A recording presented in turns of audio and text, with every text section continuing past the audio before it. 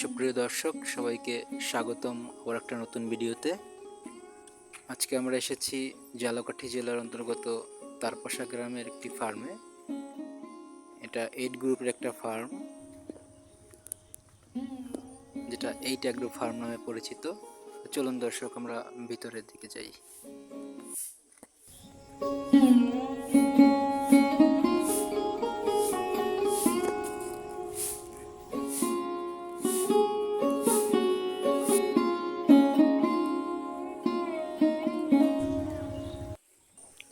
আমরা এখানে দেখতে পাচ্ছি 5টি গাভী নিয়ে আসলে ফার্মটি শুরু করা হয়েছে। সবগুলো কিন্তু হলস্টাইন ফ্রিজিয়ান জাতের গাভী, যেটা আমরা জানি অধিক দুগ্ধ উৎপাদনকারী গাভী। এই গাভীগুলো থেকে দেখা যায় পরিচর্যা করলে প্রচুর পরিমাণে দুধ পাওয়া যায়।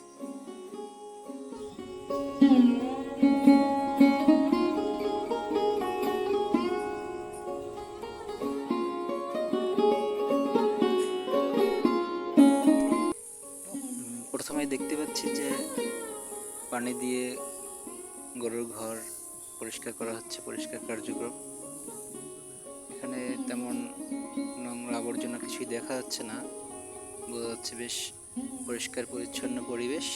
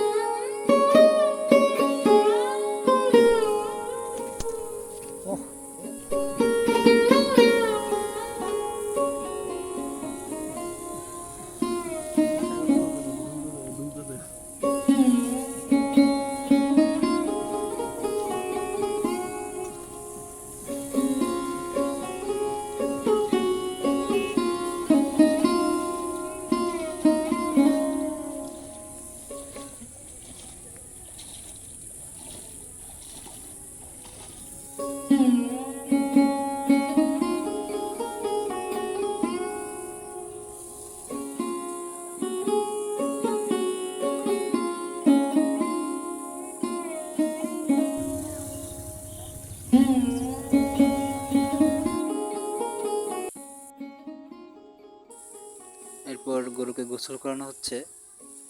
বোঝা যাচ্ছে কত যত্ন সহকারে গরুগুলোকে তারা লালন পালন করছে।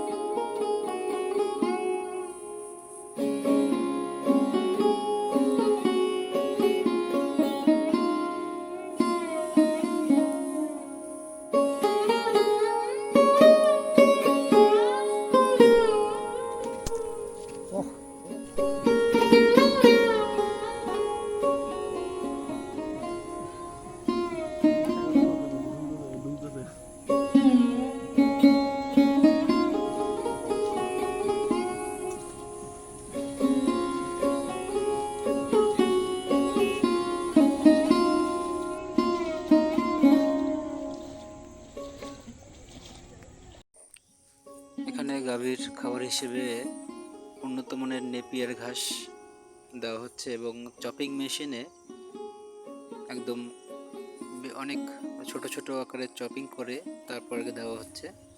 ঘাসগুলো খুবই মিষ্টি এবং সুস্বাদু, এবং এটা প্রচুর পরিমাণ ভিটামিনে পরিপূর্ণ, যেটা গরু খুব মজা করে খায়। যে আমরা দেখতে পাচ্ছি কতটা আগ্রহ নিয়ে গরু এটা খাচ্ছে।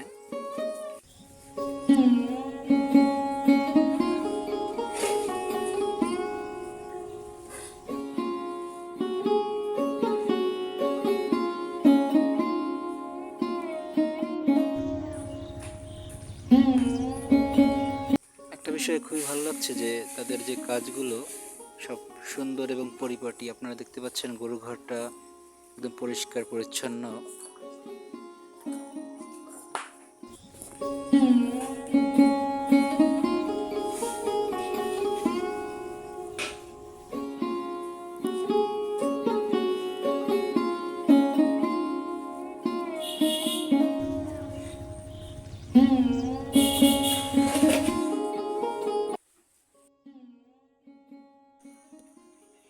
আমরা এখন ফার্মের সুপারভাইজার মোহাম্মদ জাহাঙ্গীর আলম মিজান ভাইয়ের সাথে একটু কথা বলবো। মিজান ভাই কেমন আছেন? আলহামদুলিল্লাহ ভালো আছি।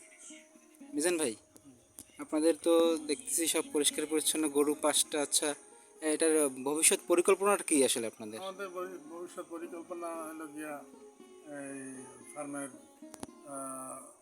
যে উন্নতি হবে, এই উন্নতি দিয়ে আমাদের বসের চিন্তাভাবনা একটা বৃদ্ধাশ্রম করার চিন্তাভাবনা, প্লাস সে তো ইসের সামাজিক কর্মকাণ্ডেই টাকা পয়সা বেশিরভাগ অনুদান দিয়ে থাকে এবং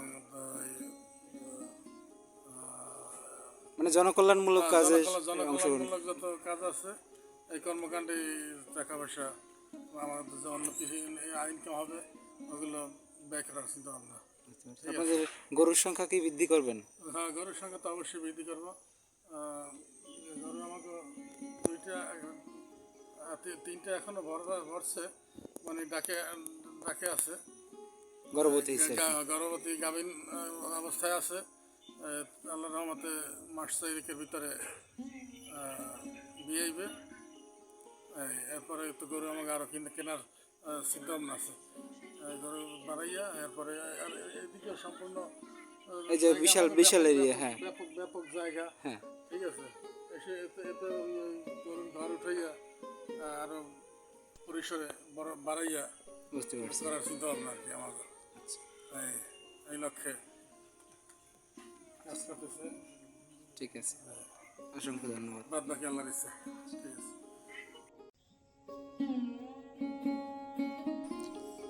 সুপ্রিয় দর্শক, এখানে দেখতে পাচ্ছি এরা শাকসবজির চাষাবাদ করেছে।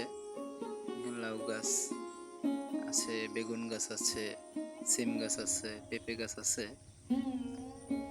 যেটা দিয়ে তারা নিজেদের খামারে যে কর্মরত লোকজন আছে এরা খাওয়ার জন্য এরা সার হিসেবে এখানে জৈব সার, এদের যে গোবরের যে জৈব সার সেটাই ব্যবহার করছে, যেখানে কোনো ফরমালিন বা রাসায়নিক সার ব্যবহার করে না। আসলেই মনোমুগ্ধকর পরিবেশ, পরিষ্কার পরিচ্ছন্ন, সব কিছুই একটা নিয়ম শৃঙ্খলার মধ্যে। তো দর্শক, এখানে আবার একটা দেখতে পাচ্ছি আমরা, একটু সামনে গিয়ে দেখি।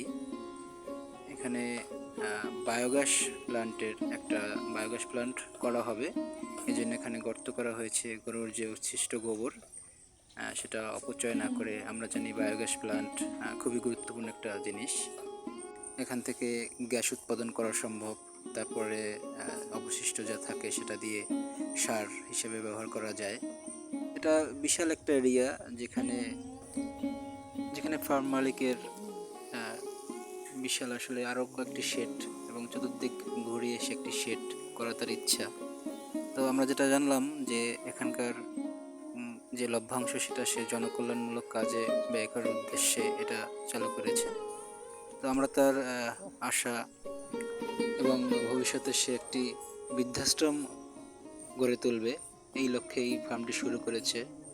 তো আমরা সবাই দোয়া করব এবং কামনা করব যেন তার এই মহৎ উদ্দেশ্য সফল হয়। আজকের মতো ভিডিও এখানেই শেষ। সবাইকে ধন্যবাদ। আসসালামু আলাইকুম।